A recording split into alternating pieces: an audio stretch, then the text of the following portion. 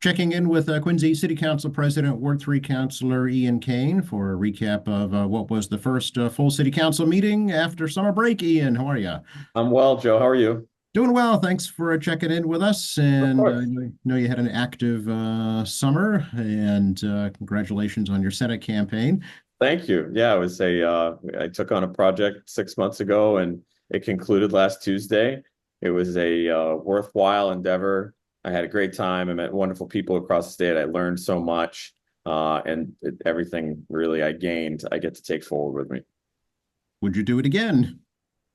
Yeah, I would. I mean, I think that there were a couple of factors that stood out. One being money. I mean, we raised a good deal of money, but one of my opponents raised a great deal of money, and that matters with trying to, I guess, amplify your message across the state. But we were trying to run a grassroots campaign, and we made it to many cities and towns from here to the west and south and north, and so. I'm proud of what we did. I'm proud of the message and the presentation. So I feel, I've grown personally through the effort too. And so yeah, I would absolutely do something like this again.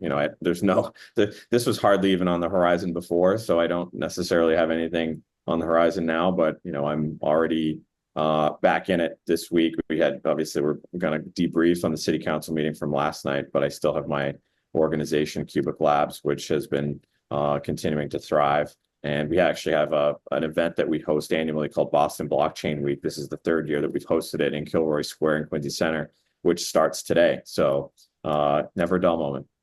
Yeah, to be honest, I am a neophyte when it comes to blockchain technology. I don't know much about it. I know it's an emerging field, though, for sure. Absolutely, it is. Yeah, we'll do another call on that. For sure. I did want to ask you how your, statewide campaign will impact your actions on the city council, or if they will. Um, I mean, I don't know. I mean, because I've learned a lot in how other cities and towns operate or the issues that exist there. But even before this experience, I had always been acutely aware of when people bring issues to a city or town that don't necessarily exist there. And so I want to continue to be mindful that I'm representing. I mean, I'm the Ward 3 representative that is the city council president.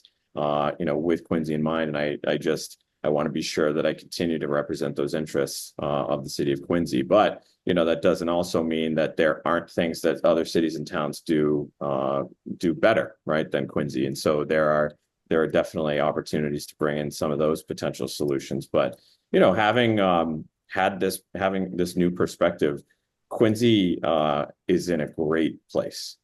Quincy is doing things right. We are not in similar financial constraints like some cities and towns. We haven't done a Prop 2.5 override in Quincy in what, 4 decades. And our budget's sound, our finances are sound, our schools are sound, our public safety is sound. And we're very fortunate to be living in Quincy, which is growing and when we're seeing other cities and towns either stagnant or even in decline. So, never one to bury the lead. Can we jump ahead to your resolution last night, Ian, with regards to amending the state's right to shelter law? Sure. Yeah. Yeah. So this is certainly something that came up on the road a lot that I learned about, but also you can see the effects of this rule in Quincy. This is, I think, what, a year and a half ago was when Eastern Nazarene was, I don't know if you can use the term forced or however, they were contracted or mandated by the state to open up this welcome center for migrants that were coming into the state. And what you've seen now is trickle down and next order effects from an overburdened statewide shelter system that is now turning a particular group of people into a homelessness class, whereby they're sleeping at T stations, including at the Wollaston T station. So, there is a statewide issue that is connected to a federal issue that has not been solved, which is that, we continue to allow our border to be open and we have a backlog of adjudicated, cases that need to be processed.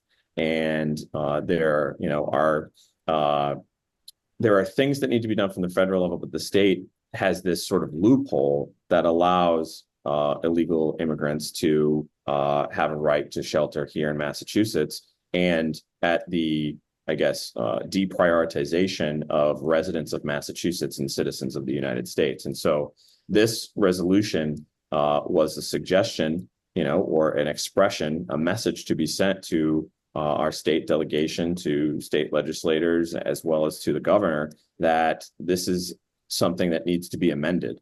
We've learned all about the financial burden. We see the physical burden, but this is not a situation that is being dealt with the compassion that I think people believe it deserves. And if people are coming from other places of origin for a better life, this isn't helping the situation. And we're also then jeopardizing the folks who live here in Massachusetts and that are citizens of the U.S. Have you had any feedback from the state legislature about this? Not immediately, but this was, again, it's a resolution, it's an expression of interest, it's a place to start a conversation. And I think the conversation, we were lucky to get a message out. The resolution passed 6-3. 3 councilors voted against it, but I think it's a place to start a conversation, because it doesn't seem like the governor is taking any action to change it. And I don't see the majority, almost 90% majority Democrat elected legislature taking any measures to change this. Do you know that are other states that do not have such a shelter law experiencing the same My problem? understanding is that we're the only state in the country to have this. Okay. Right, 6-3, it passed. Councilors Harris, Ash, and Liang not supporting it Yes. for their own personal reasons. There was the issue of the humanitarian side of this, what to do with these folks in the short term. Yeah, I mean, but it's as I said, if we think we're approaching this currently with a humanitarian lens, I think we're being misguided. And this is not about anti-immigration. This is not allowing people to come here through proper legal channels. This is exactly, the opposite. This is, why don't we get our house in order and make sure that we can continue to accept people in the right way? Because what we're doing is actually setting up a dual standard of law, because we have a particular group of people who are coming through the United States borders through less than legal means. Massachusetts is superseding, or apparently, those laws, right, with the right to shelter law. But what people optically are seeing is that people are coming here illegally, and essentially they're being rewarded as soon as they get here by being provided food and shelter, and even onward transportation or what have you. And that's a cost and a burden to the taxpayers. The other resolution, of course, last night that drew some interest was the proposal ceasefire in Gaza. Mm-hmm. And so, I outlined this last night at the council meeting, but this had been a resolution that had been consistently submitted to members of the city council, including myself. And I wasn't interested in putting it on the agenda. And I don't think any of my other colleagues were interested in putting it on the agenda, which is why it never came up. But I said, you know what, let's just put it on, because I think that there is, an opportunity for perspective to be brought to light, and you don't have to agree with it. I certainly don't. I don't agree with it from the start, which is why, what I said, what I have said. And, I think that this issue in particular, which I don't even think is germane to the Quincy City Council, because it's an issue that is very much out of our control. It exists in the Middle East between, I would say 2 parties, but it's multiple parties, and it's a global issue that is so delicate and so emotionally filled, that last night we saw that come to life in the city council chambers. And, again, the sentiments that were expressed in the resolution as outlined, I don't agree with. And, I'm glad that the motion failed. It wasn't even, moved forward for a vote. So it died on presentation. And, that's where that is. And you mentioned last night that the resolution itself was pre-packaged. Where did it actually come from? It came from, I don't know who was the original author of the resolution, but I know that we, probably all of us were presented with a version of it. Okay. Yeah. Can we talk about some other agenda items regards to Sure. city Absolutely. news, right? Yep. In terms of the Squantum Elementary School, some funding requests. Yep, so there was an additional $1.8 million proposed for furthering the design and construction for the Squantum School project. And so this would be part of the package for the Mass School Building Authority that we approved in the springtime. I think we did. I'm sorry, I don't have the full details on that, but in any event, it went into committee. It will be heard, and we will see what happens with that.